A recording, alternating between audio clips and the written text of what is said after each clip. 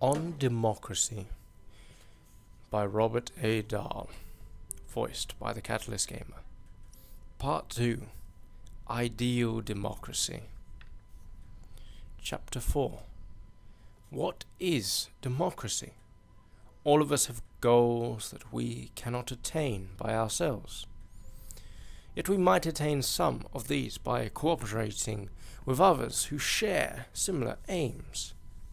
Let us suppose, then, that in order to achieve certain common ends, you and several hundred other persons agree to form an association. What is the specific goals of the association are? We can put aside so as to focus strictly on the question that forms the title of this chapter. What is democracy?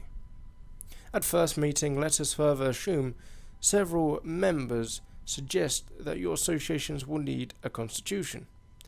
Their views is favourably received. Because you are thought to possess some skills on matters like these, a member proposes that you be invited to draft a constitution, which you would then bring to a later meeting for consideration by the members. This proposal is adopted by acclamation. In accepting this task, you say something like the following: I believe I understand the goals we share, but I am not sure how we should go about making our decisions. For example, do we want a constitution that entrusts to several of the allerbest and best informed among us the authority to make all our important decisions? That arrangement might not only ensure wiser decisions, but spare the rest of us a lot of time and effort. The members overwhelmingly reject a solution along these lines. One member, who I am going to call the main speaker, argues, on the most important matters that this association will deal with, no one among us is so much wiser than the rest that his or her views should automatically prevail. Even if some members know more about an issue at any given moment, we're all capable of learning what we need to know. Of course, we'll need to discuss matters and deliberate among ourselves before reaching our decisions. To deliberate and discuss and then decide on policies is one reason why we're forming this association. But we're all equally qualified to participate in discussing the issues and then deciding on the policies our association should follow. Consequently, our constitution should be based on that assumption. It should guarantee all of us the right to participate in the decisions of the association. To put it plainly, because we are all equally qualified, we should govern ourselves democratically. Further discussion reveals that the views set forth by the main speaker accord with the prevailing view. You then agree to draft a constitution in conformity with these assumptions. As you begin your task, you quickly discover, however, that various associations and organizations calling themselves democratic have adopted many different constitutions. Even among democratic countries, you find constitutions differ in important ways.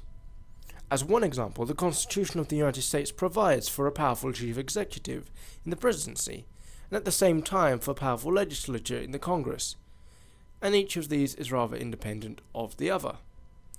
By contrast, most European countries have preferred a parliamentary system in which the chief executive, a prime minister, is chosen by parliament. One could easily point to many other important differences. There is, it appears, no single democratic constitution, a matter I shall return to in chapter 10. You now begin to wonder whether these different constitutions have something in common that justifies their claim to being democratic, and are some perhaps more democratic than others. What does democracy mean? Alas, you soon learn that the term is used in a staggering number of ways. Wisely, you ignore this hopeless variety of definitions, for your task is more specific. to design a set of rules and principles, a constitution, that will determine how the association's decisions are to be made. And your constitution must be in conformity with one elementary principle: that all the members are to be treated under the constitution as if they were equally qualified to participate in the process of making decisions about the policies the associations will pursue. Whatever may be the case on other matters, then, in governing this association, all members are to be considered as politically equal. Criteria for a democratic process. Within the enormous and often impenetrable thicket of ideas about democracy, it is possible to identify some criteria that a process for governing an association would have to meet in order to satisfy the requirement that all the members are equally entitled to participate in the association's decisions about its policies. There are, I believe, at least 5 such standards. Figure 4. 1. Effective participation.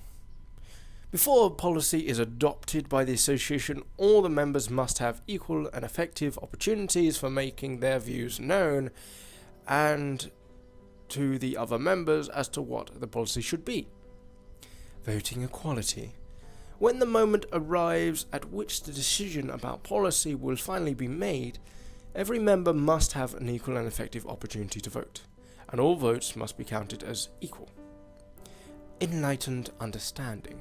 Within reasonable limits as to time, each member must have equal effective opportunities for learning about the relevant alternative policies and their likely consequences. Control of the agenda. The members must have the exclusive opportunity to decide how, and if they choose, what matters are to be placed on the agenda. Thus, a democratic process requires, by the 3 preceding criteria, is never closed. The policies of the association are always open to change by the members, if they so choose. Inclusion of adults. All, or at any rate most, adult permanent residents should have the full rights of citizens that are implied by the first 4 criteria. Before the 20th century, this criterion was unacceptable to most advocates of democracy.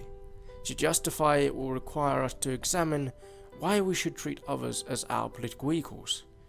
After we've explored that question in chapters 6 and 7, I'll return to the criterion of inclusion. Figure 4.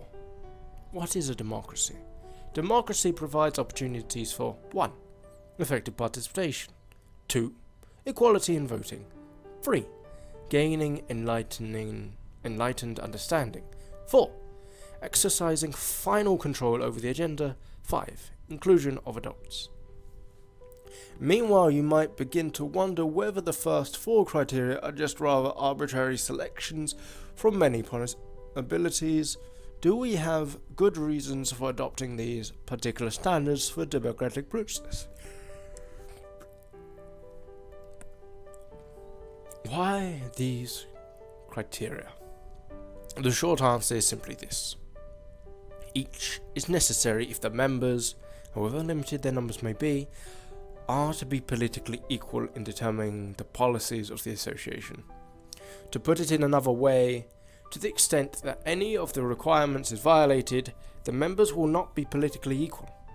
For example, if some members are given greater opportunities than others for expressing their views, their policies are more likely to prevail. In the extreme case, by curtailing opportunities for discussing the proposals on the agenda, a tiny minority of members might in effect determine the policies of the association. The criterion of effective participation is meant to ensure against the result. Or suppose that the votes of different members are counted unequally.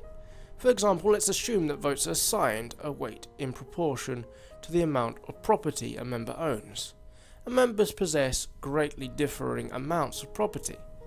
If we believe that all the members are equally well qualified to participate in the association's decisions, why should the votes of some be counted more than the votes of others? Although the first 2 criteria seem nearly self-evident, you might question whether the criterion of enlightened understanding is necessary or appropriate. If the members are equally qualified, why is this criterion necessary? And if the members are not equally qualified, then why design a constitution on the assumption that they are? However, as the main speaker said, the principle of political equality assumes that the members are all equally well qualified to participate in the decisions, provided they have adequate opportunities to learn about the matters before the association by inquiry, discussion and deliberation. The third criterion is meant to ensure that these opportunities exist for every member. Its essence was set forth in 431 BCE by the Athenian leader Persiles in a famous oration commenting on the city's war dead. Our ordinary citizens, though occupied with the pursuits of industry, are still fair judges of public matters, and instead of looking on discussion as a stumbling block in the way of action, we think it is an indispensable preliminary to any wise action at all. Taken together, the first three criteria might seem sufficient, but suppose a few members of us are secretly opposed to the idea that all should be treated as political equals in governing the affairs of the association. The interests of the largest property owners, they say to you, are really more important than the interests of the others. Although it would be best, they contend, if the votes of the largest property owners were given such extra weight that they could always win, this seems to be out of the question. Consequently, what is needed is a provision that would allow them to prevail no matter what a majority of members might adopt in a free and fair vote. Coming up with an ingenious solution, they propose a constitution that would nicely meet the first three criterion to the extent that would appear to be fully democratic. But to nullify these criteria, they propose to require that at the general meetings the members can only discuss and vote on matters that have already been placed on the agenda by an executive committee, and members on the executive committee will be open only to the largest property holders. By controlling the agenda, this tiny cabal can be fairly confident that the association will never act contrary to its interests, because it will never allow any proposals to be brought forward that would do so. On reflection, you reject their proposal because it violates the principle of political equality that you have been charged to uphold. You are led instead to search for constitutional arrangements that will satisfy the fourth criterion and thus ensure the final control rests with the members as a whole. In order for the members to be politically equal in governing the affairs of the association, then, it would have to meet all four criteria. We have, it seems, discovered the criteria that must be met by an association if it is to be governed by a democratic process. Some crucial questions. Have we now answered the question, what is democracy? Would that the question were so easy to answer! Although the answer I have just offered is a good place to start, it suggests a good many more questions. To begin with, even if the criteria might be usefully applied to the governments of a small voluntary association, are they really applicable to the government of a state? Words about words. Because the term state is often used loosely and ambiguously, let me say briefly what I mean by it. By state, I mean a very special type of association that is distinguishable by the extent to which it can secure compliance with its rules, among all those others whom it claims jurisdiction, by its superior means of coercion. When people talk about the governed, ordinarily they mean the government of the state under whose jurisdiction they live. Throughout history, with rare exceptions, states have exercised their jurisdiction over people occupying a certain, or in some cases uncertain or contested territory. Thus we can think of a state as a territorial entity.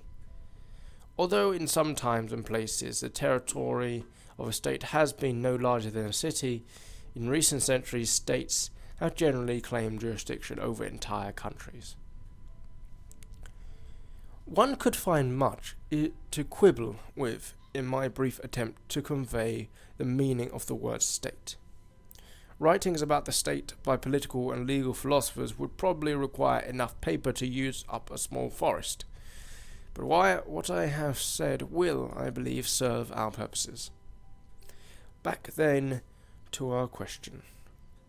Can we apply the criteria to the government of a state? Of course we can.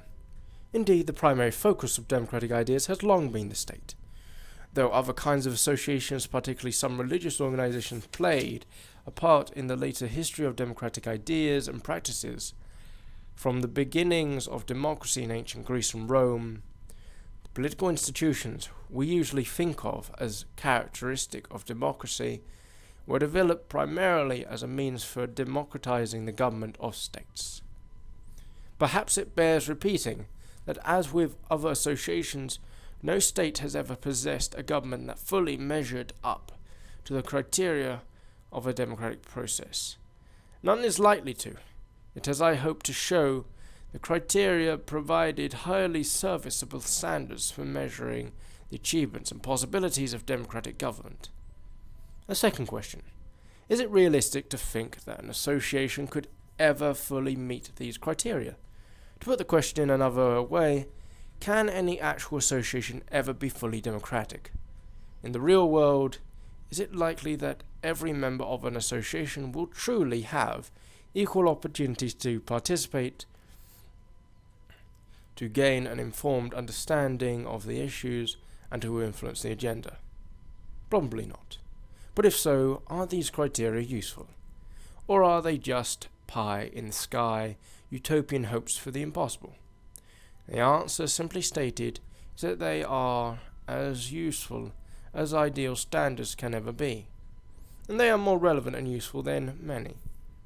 They do provide standards against which to measure the performance of actual associations that claim to be democratic. They can serve as guides for shaping and reshaping concrete arrangements, constitutions, practices, and political institutions. For those who aspire to democracy, they can also generate relevant questions and help in the search for answers, because the proof of the pudding is in the eating. In remaining chapters, I hope to show how the criteria can help guide us towards solutions for some of the central problems of democratic theory and practice. A third question. Granting that the criteria may serve as useful guides, are they all we would need for designing democratic political institutions? If, as I imagine above, you were charged with the task of designing a democratic constitution and proposing the actual institutions of a democratic government, could you move straightforwardly from the criteria to the design? Obviously not. An architect armed only with the criteria provided by the client, as to location, size, general style, number, and types of rooms, cost, timing, and so on, could then draw up plans only after taking into account a great many specific factors. So too with political institutions. How we may best interpret our democratic standards, apply them to a specific association, and create the political practices and institutions they require is, of course, no simple task. To do so, we must plunge headlong into political realities, where our choices will require innumerable theoretical and practical judgments, among other difficulties when we try to apply several criteria. In this case, at least 4. We are likely to discover that they sometimes conflict with one another, and will have to make judgments about trade-offs among conflicting values, as we shall discover in our